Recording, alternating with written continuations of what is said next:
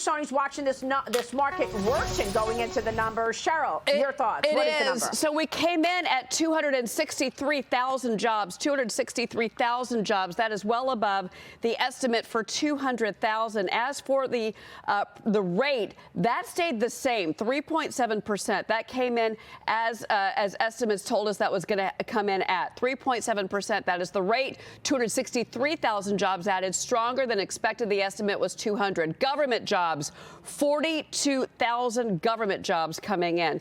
Private sector jobs, 221,000 jobs. That is higher than the estimate of 190,000. Factory jobs, 14,000 as private sector. I gave you unemployment rate. Yep. Again, going into a few more things here as you look at the work week and the wages, which I know a lot of people are looking at. The work week, 34.4 hours. That is the average work week. 34.4. That's just a little bit weaker than expected. Going through some of the average things here, it looks like as far as I'm digging into the wages, hourly earnings. I'm sorry, what was that? 5.1? Okay, that's actually a decent number, guys. Thank you. Average earnings year over year, 5.1%. The estimate was for 4.6%. Let me give you the rest of these now. Going through, I gave you private payrolls. Average earnings, the month-to-month number, the estimate was 0.3%.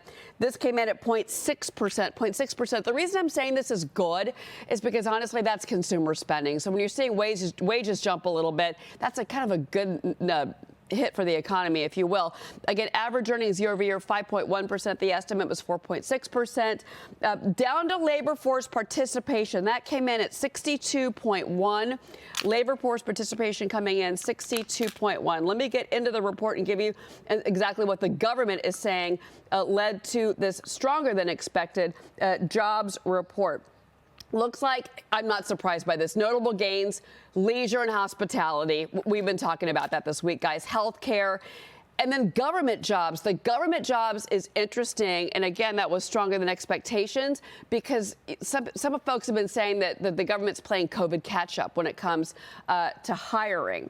As far as other numbers within here, let me get into some of the sectors and what they're saying. There's revisions now crossing right now.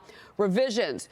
23,000 fewer jobs were created than previously reported. So they did revisions for September and October. Those numbers revised slightly down, if you will. Okay, let me get into these numbers. Leisure and hospitality, that was 88,000 jobs for the month of November.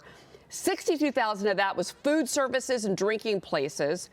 And then if you go through and look at some of the other jobs overall, we are now still below pre-pandemic levels for leisure and hospitality, but still that is strong. Healthcare, that was 45,000.